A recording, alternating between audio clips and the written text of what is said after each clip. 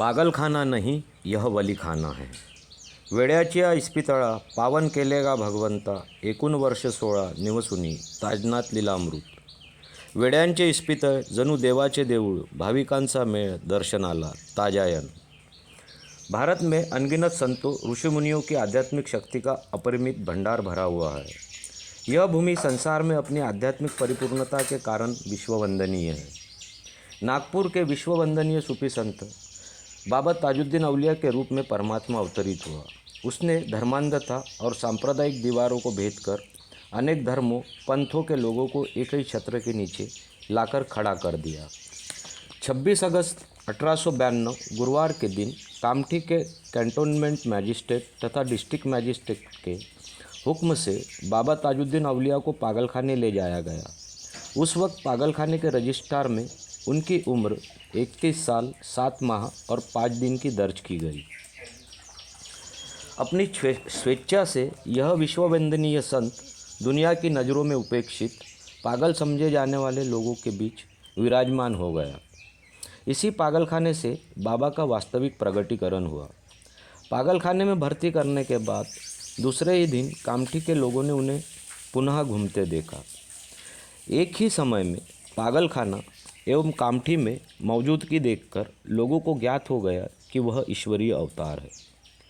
Doctor Abdul मजीद, doctor Kashinath पावनस्कर और अनगिनत पढ़े लिखे लोग धीरे धीरे बाबा साहब के करीब आते गए.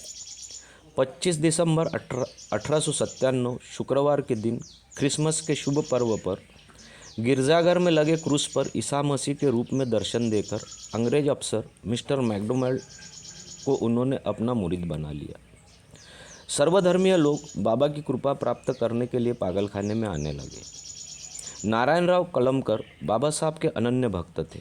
श्रावण सोमवार के दिन पागलखाने में पहले बाबा के दर्शन कर शिव मंदिर में जाने के ख्याल से पागलखाने पहुँचे.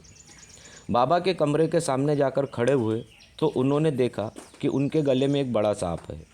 वे डर गए और इस घटना की खबर डॉक्टर अब्दुल मजीद साहब को दी. दोनों जब बाबा के कमरे के पास पहुँचे तो गले से सांप निकालकर बाबा ने उन्हें अंदर बुलाया.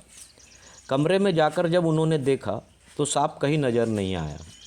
बाबा ने नारायणराव को देखकर कहा, क्यों जी, अभी और दर्शन करने हैं क्या? नारायणराव की आंखों में आंसू आ गए. हुजूर के कदमों में सिर रखकर वे बोले, अब किसके दर्शन करूं बाबा, आप ही मेरे महादेव हैं. हनुमंतराव नाम के एक भक्त बाबा के पास आए. उस समय बाबा के पास काफ़ी मुसलमान भक्त मौजूद थे. उन्हें देखकर हनुमंतराव के मन में यह ख्याल आया कि काश मैं भी मुसलमान बन जाता तो हुजूर की कृपा मुझ पर ज़्यादा पैमाने में बरसती. जो ही यह ख्याल उनके मन में आया, बाबा ने उनकी ओर मुड़कर किताब की मांग की. उस वक्त हनुमंतराव के पास श्रीमद् भगवत गीता थी. वह उन्होंने उनको दी. कुछ पन्ने उलट पुलट कर बीच का एक पन्ना देखकर बाबा बोले, अरे हम तो इसी में रहते हैं. इसी घटना की वजह से पागलखाना उर्स शरीफ में 1 अप्रैल के दिन भगवत गीता का पाठ किया जाता है. इस तरह हनुमंतराव के मन का संदेह दूर कर बाबा ने उन्हें अपने धर्म के मुताबिक आचरण की शिक्षा दी.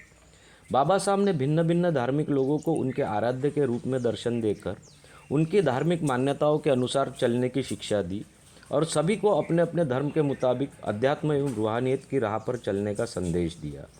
उन्होंने अनगिनत साधकों को मुक्ति का मार्ग दिखाया. 21 सितंबर 1908 को महाराजा रघुजी राजे भोसले इनके प्रयासों से बाबा साहब भौतिक रूप से पागलखाने से मुक्त किए गए. मेरी साध को आवाज़ दे हमराह ताजुल अवलिया, मेरी साध को आवाज़ दे हमराह ताजुल अवलिया, गुंजे सदा बस यार की हसरत है ताजुल अवलिया. मैं राजू सावरकर, काबुल कंधार शरीफ, चिचोली पहाड़ी, तालुका पारसनी, जिला नागपुर. जय बाबा.